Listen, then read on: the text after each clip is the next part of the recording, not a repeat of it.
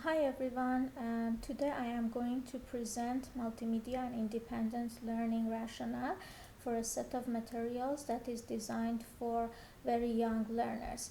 The context is an English kindergarten in Hong Kong, and the level of students is K2, who are children between 4 to 5 year old um, age. So this is a supplementary materials to the school phonics textbook. Children learn phonics as one of their main subjects within a few days each week. Gaining a good knowledge of phonics is important for them. Phonics emphasizes the relationship between letters and sounds. Phonics can promote equity by developing children's self-learning ability, and it is very helpful for children to remember specific sound patterns in the context, and it's a phonological it functions as a phonological awareness. It eventually helps children grasp the target sound letter relationships. Vowels phonics, which is the focus of this set of materials, have also a fundamental role in children's language skills progress. Vowels are found in every syllable of a word. They are important in distinguishing between words such as can, cane, kit, kite, and loads of other words such as these. In Asia, and in this specific context, Hong Kong, children learn how to read from an early age. Therefore, having a good knowledge of English vowels and their corresponding sounds give children a valuable ability as they start to learn how to read and interpret words. A specific section of the school textbook related to vowels does not have a suitable content for students at this level. There are a lot of form-focused activities incorporated with a lot of hard written tasks such as gap fill and copying exercises. As you see in this sample, students need to say the word and write. They can say words such as beans, but in terms of writing the whole word on the line, it's really difficult for them to do at this level. That's the same for writing other words in this activity, and also as you see in this sample, they need to find the missing letters and write them in order to fill the gaps. They can distinguish the short and long vowels orally when the teachers teach them by saying the words, but when it comes to the written tasks, it is difficult for them to recognize the short and long vowels and write them. According to Hong Kong Curriculum Development Guideline, mechanical copying, reciting, or memorizing learning materials does not support children's language progress and put pressure on their learning while undermine their interest in English language learning. Multimedia resources of the book are limited to listening tasks only. They are not very engaging and interesting. As I said, they are very form focused. In this task, for example, children need to listen and circle the words with long I sound, the words like mic, like, white, and bike. In order to circle these words, children must be able to read and recognize the words in the context of the sentence. Although phonics help children build on their reading skills and improve their reading abilities, but we cannot essentially expect children at K2 to recognize and read the words, especially in the context of the sentence. It's really difficult for them. They are so dependent on teachers' help to complete such tasks, which also do not encourage learner autonomy. So there was a need of designing more suitable set of materials to be supplemented for units 17 to 22. According to Nautel, even though there might be little control in selecting textbooks, we can be aware of their efficiency and limitations in order to complement them when necessary, make more effective use of them, and perhaps request for their replacement. Successful lessons and activities are those that are turned to the learning needs of pupils rather than to the demands of the next textbook unit. So, in terms of learning autonomy theories and whatever that has been applied into set of materials, I need to say that learner autonomy is defined by Holek as the ability to take charge of one's learning. Lewis states that an autonomous learner should play an active role in their learning, make decisions about their learning, reflect and evaluate their learning. But does it also apply for children? How can teachers help young learners become more autonomous learners? Referring to Lewis' theories, what I have used in this set of materials is playing an active role in learning. All lessons include sing-along tasks. The songs are engaging and keep learners active in learning process. Materials such as nursery rhymes and songs with lyrics at an appropriate level will make stimulating and effective language learning tools, even if they possibly don't fit well into each learner's learning style depending on their individual differences. So these multimedia resources have been taken from YouTube, and they do not have English educational purposes, which allowed me to use them in my multimedia resources. Um, about making decisions about learning and reflect and evaluate children's learning, there is a learning diary by the end of each lesson, which will be presented in the following slide. Students record and evaluate what they have learned in each unit, for example, new words and their favorite vocabulary.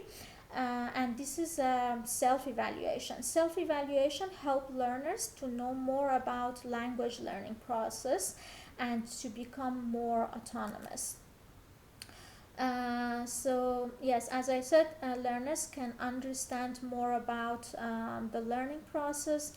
Learners can be motivated towards more involvement in their learning, and teachers can understand more about individual pupils. Learners will be better prepared to carry on learning beyond the classroom, and a more equal relationship is created between teachers and learners. So in this sample, which is the learning diary of one of the units, you see that the children reflect on their learning by writing in these blanks. It's a very simple writing activity. They need to write what vowel they have learned, how many new words they have learned, and they use these gestures to draw on these blanks and reflect on whether they know that specific vowel and new words, if they can use the words in the context of sentences, if they are able to play the CD and sing the songs, play DVD, search YouTube under supervision and find the vowel stories by themselves in order to watch, and if they do the diary themselves. In the class, learners will be guided and trained on how to do diaries at home. In the teacher's guide booklet, teachers are guided how to train learners to do these diaries at home. And during lessons, they will also be trained and encouraged to take turns to set the classroom layout in semicircle, paste the posters or flashcards on the board, play the CD, DVD, or search YouTube story videos independently, and make their own groups and perform the songs independently when they are ready.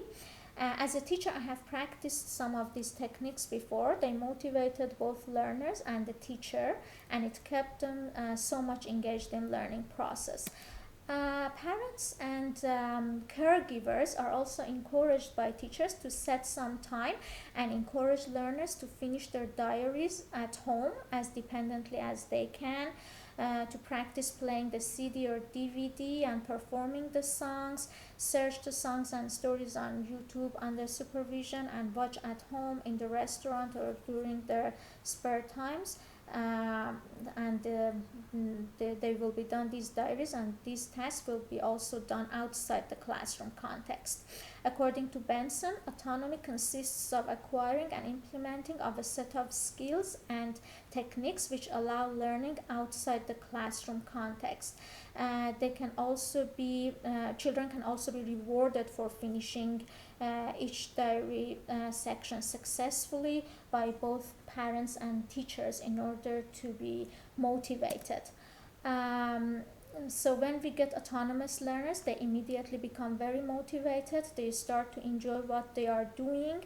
It's a lot of fun, not only for learners but also for teachers. We need to know that more and more children over the world are starting to learn English. When they become teenagers and adults, the world change beyond their recognition. Therefore, they will need to adjust to the new ways of learning. And it is essential for them to be trained to think for themselves and teach them and take responsibility of their learning. Now let's move on to multimedia theories and applications. Multimedia materials make use of a combination of media such as graphics, prints, video, and audio. Graphics, audios, and videos have been incorporated into the designed materials.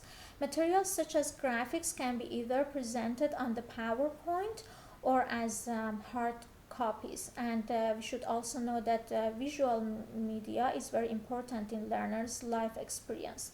So the listening activities, some of the listening activities are incorporated with written tasks because of the school and parents' demands.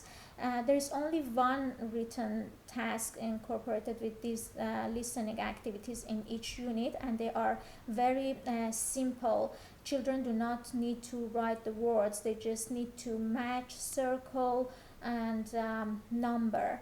There is only one writing task that get them to write the letters in a crossword puzzle, but they do not need to write the whole words.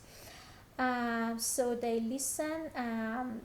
The teachers are guided to get the children listen, say the words, and tick the correct box. So they need to differentiate which they need to understand the word they hear has long or short sound and then tick the correct box. Very young learners have a strong sensitivity to particular speech patterns, which makes them very successful language learners. The amount and quality of input, however, is the key. In this way, materials like interesting multimedia cartoons, nursery rhymes and songs with suitable with lyrics at suitable level will make effective language learning tools.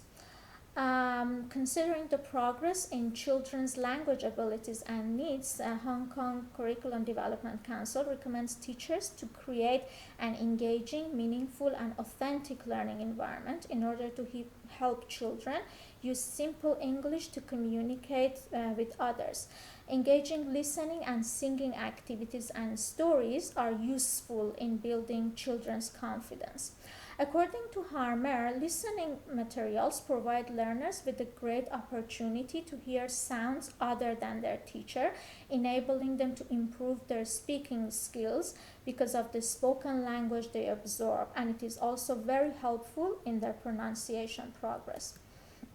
So a suitable amount of nursery rhymes and songs and listening tasks related to vowels have been used in each lesson. The teachers begin each lesson with a listen and sing along activity. They are guided to consider at least 15 minutes to get children to listen to the song, sing, and dance in order to enjoy and learn at the same time.